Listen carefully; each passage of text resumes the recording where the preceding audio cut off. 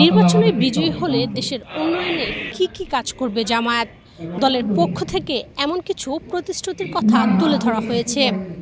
জামায়াতে ইসলাম ক্ষমতায় গেলে আগামী ৫ বছরে উন্নয়নের বুলেট ট্রেন চালু না করতে পারলেও উন্নয়নের এক্সপ্রেস ট্রেন চালু করবে বলে জানিয়েছেন দলটির আমির ডাক্তার শফিকুল ইসলাম। ২৭ সেপ্টেম্বর শনিবার সকালে forum of diploma engineers Bangladesh FDEB এর বার্ষিক কাউন্সিল অধিবেশনে একথা বলেন তিনি। কিছু মানুষ সামনে এসে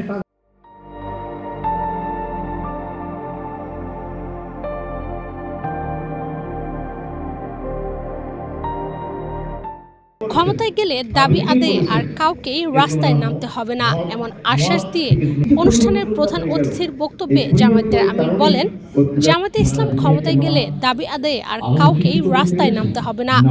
জনগণের সহায়তায় ঘুণে ধরা বাংলাদেশকে নতুন করে গড়ে তোলা হবে। শিক্ষার্থীরা যেন যোগ্যতা অনুযায়ী কাজ পান, সেই ব্যবস্থা করবে দলটি। তিনি বলেন, এমন শিক্ষা আর দেওয়া হবে না যা মানুষকে পিছিয়ে দেয়। যারা শিক্ষা ব্যবস্থার পরিকল্পনার দায়িত্বে আছেন তাদের সন্তানরাই বিদেশে পড়াশোনা করেন, আর এ কারণেই দেশের শিক্ষা ব্যবস্থার এই করুণ অবস্থা তৈরি হয়েছে। শিক্ষা ব্যবস্থা সংস্কার সহ ৩টি অঙ্গীকারের কথা তুলে ধরে জামায়াত আমির বলেন, আমরা এই ভাঙ্গা চূড়া শিক্ষা ব্যবস্থা রাখবো না। আমার মেরুদণ্ড নাই তো আমি দাঁড়াবো কিভাবে? যে শিক্ষা মানুষের মধ্যে অনৈতিকতা সৃষ্টি করে, মানুষকে করাপ্ট বানায়, মানুষকে একটা ইতর প্রাণী বানায়, আমরা ওই শিক্ষা দেব না। এবং এই শিক্ষার সাথে সর্বোচ্চ বৈষয়িক উৎকর্ষের শিক্ষাটাও থাকবে।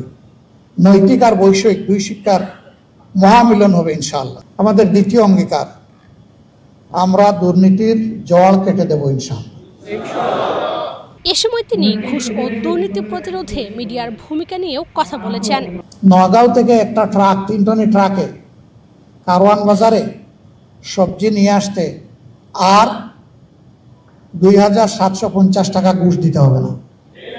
পত্রিকায় আমার মতো আপনারাও দেখেছেন বিভিন্ন জায়গায় কি পরিমাণ ঘুষ দিতে হয়, কাদেরকে দিতে হয় সেইটা ওখানে বর্ণনা করা হয়েছে। তবে সৎসাহসের অভাব ছিল।